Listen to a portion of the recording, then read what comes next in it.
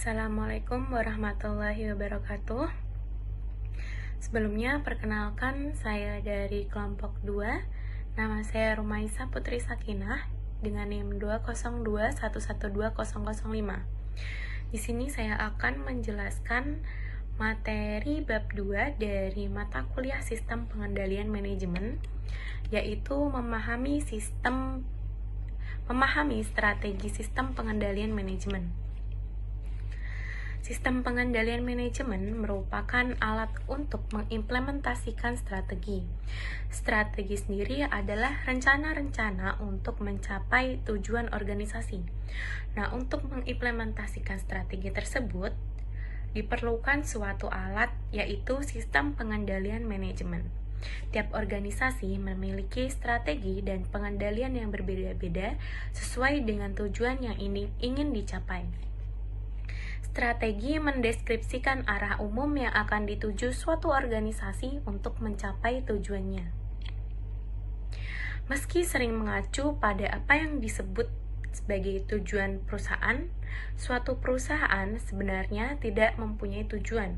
Pada hakikatnya, perusahaan adalah artifisial atau buatan. Nah, perusahaan sendiri tidak memiliki pikiran maupun kemampuan dalam mengambil keputusannya sendiri. Maka tujuan perusahaan ditentukan oleh manajemen puncak atau CEO perusahaan yang bersangkutan dengan mempertimbangkan nasihat yang diberikan oleh manajer senior lainnya dan biasanya kemudian diratifikasi atau disetujui oleh dewan direksi. Nah, tujuan perusahaan biasanya berupa profitabilitas. Sebelumnya, profitabilitas sendiri mempunyai 5 jenis. Yang pertama, ada gross profit margin. Yang kedua, net profit margin. Yang ketiga, profit margin. Yang keempat, ROI atau ROA. Yang kelima, ada ROE. Nah, pada pembahasan kali ini kita akan menggunakan profitabilitas jenis ROI. Kenapa sih harus memakai yang jenis ROI? Kenapa enggak yang gross profit margin atau yang ROE atau yang ROA? Atau yang profit margin? Karena definisi dari ROI sendiri adalah untuk menunjukkan kemampuan perusahaan menghasilkan laba. Nah, dalam bisnis, kapasitas untuk menghasilkan laba biasanya merupakan tujuan yang paling penting. Karena alasan tersebut, maka dalam pembahasan ini kita akan menggunakan profitabilitas jenis ROI.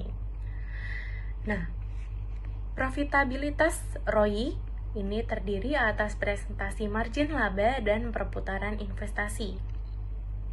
Profitabilitas lebih mengacu pada profit jangka panjang daripada suatu periode dalam 1 tahun, sebab beberapa pengeluaran saat ini bisa jadi menurunkan profit saat ini, tapi dapat meningkatkan profit dalam jangka panjang.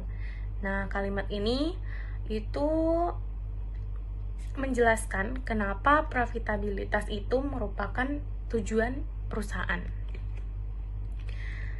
Selanjutnya, memaksimalkan nilai pemegang saham.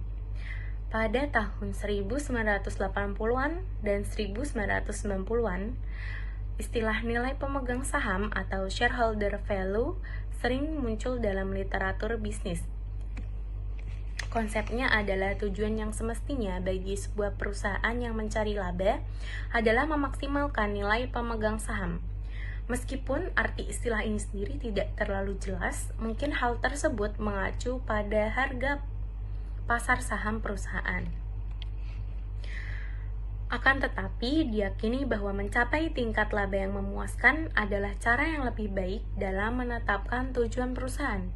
Nah, ada 2 alasan untuk pernyataan tersebut. Yang pertama, istilah memaksimalkan mengisyaratkan bahwa selalu ada cara untuk mendapatkan jumlah maksimum yang dapat dihasilkan oleh perusahaan. Alasan yang kedua, meskipun upaya mengoptimalisasikan nilai pemegang saham mungkin menjadi tujuan utama, Namun ini bukan berarti merupakan satu-satunya tujuan bagi banyak organisasi. Selanjutnya ada resiko. Dalam upaya sebuah organisasi perusahaan untuk meningkatkan profitabilitas sangat dipengaruhi oleh kemauan pihak manajemen untuk mengambil resiko. Tingkat pengambilan resiko sangat bervariasi tergantung pada kepribadian atas masing-masing individu di jajaran manajemen. Selanjutnya ada pendekatan banyak stakeholder. Organisasi-organisasi biasanya terlibat dalam 3 jenis pasar, yaitu pasar modal, pasar produk, dan pasar faktor. Sebuah perusahaan mencari dana melalui pasar modal, di mana para pemegang saham publik merupakan konstituennya yang sangat penting. Perusahaan menjual barang dan jasa di pasar produk, di mana para konsumenlah yang menjadi konstituennya. Sementara perusahaan berkompetensi untuk memperoleh sumber daya, seperti sumber daya manusia dan bahan-bahan mentah di pasar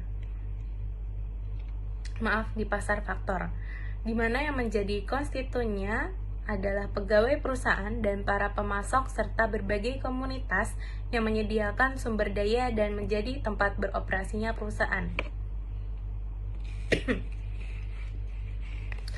Sesuai dengan apa yang diperoleh dari 3 pasar tersebut, organisasi memiliki tanggung jawab terhadap para pemangku kepentingan tersebut, yaitu ada para pemegang saham, konsumen, para pegawai, para pemasok, dan masyarakat.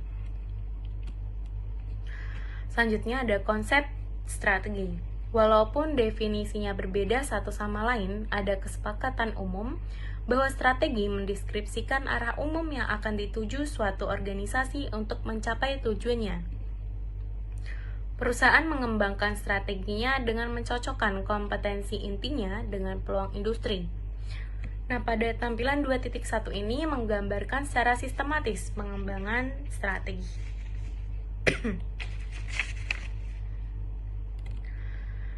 Strategi dapat ditemukan pada 2 tingkatan. Yang pertama, strategi untuk organisasi keseluruhan, dan yang kedua, strategi untuk unit bisnis dalam organisasi. Walaupun pilihan strategi berbeda pada tingkatan hierarkis yang berbeda, ada kebutuhan yang jelas untuk konsistensi dalam strategi di seluruh tingkatan unit bisnis dan organisasi keseluruhan. Selanjutnya ada strategi tingkat korporat. Strategi korporat sendiri adalah mengenai keberadaan di tengah-tengah bauran bisnis yang tepat. Oleh karena itu, strategi korporat lebih berkenaan dengan pertanyaan di mana sebaiknya perusahaan bersaing, bukannya bagaimana bersaing dalam industri tertentu yang merupakan strategi unit bisnis. Pada tingkat korporat, salah satu dimensi yang paling signifikan di mana konteks strategis berbeda adalah tingkat dan jenis diversifikasi yang dilakukan oleh perusahaan-perusahaan yang berbeda sebagaimana yang ditunjukkan dalam tampilan 2.3. Berkaitan dengan strategi tingkat korporat, perusahaan dapat diklasifikasikan ke dalam salah satu dari tiga kategori. Yang pertama ada perusahaan-perusahaan dengan industri tunggal. Jadi, pada salah satu sumbu tampilan 2.3 itu berhubungan dengan jumlah industri di mana perusahaan tersebut beroperasi. Kategori yang kedua, perusahaan dengan diversifikasi yang tidak berhubungan. Nah, sumbu lain dalam 2.3 mengacu pada hakikat hubungan sinergi operasi lintas unit bisnis. Di sini hal tersebut mengacu pada sinergi operasi lintas bisnis yang didasarkan pada kompetensi inti dan pada pembagian sumber daya yang umum. Dan kategori yang terakhir yaitu perusahaan dengan diversifikasi yang berhubungan. Kelompok lain terdiri dari perusahaan yang beroperasi dalam sejumlah industri dan bisnisnya saling berhubungan satu sama lain melalui sinergi operasi.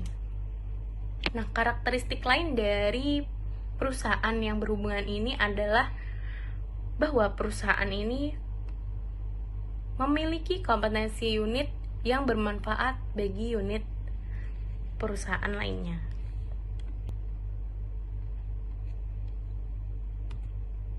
Selanjutnya ada kompetensi inti dan diversifikasi korporat. Penelitian telah menunjukkan bahwa secara rata-rata perusahaan dengan diversifikasi yang berhubungan mencapai kinerja yang tinggi.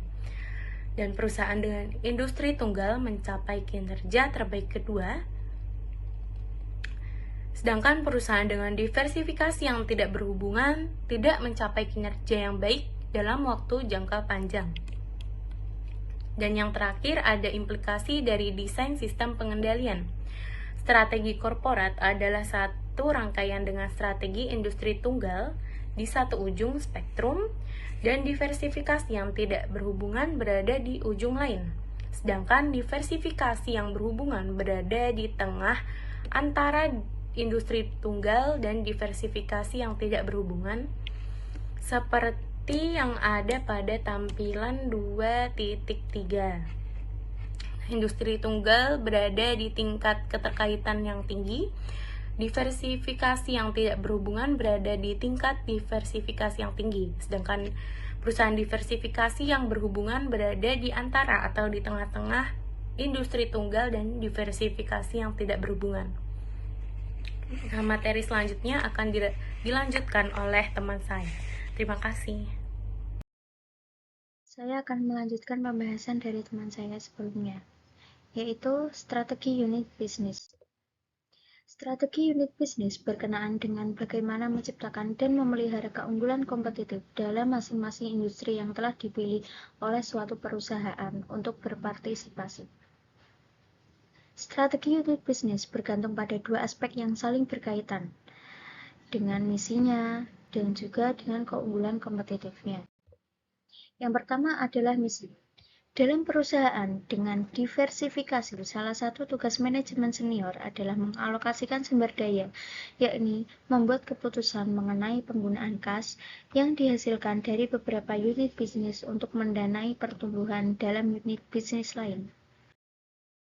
Yang kedua adalah keunggulan kompetitif.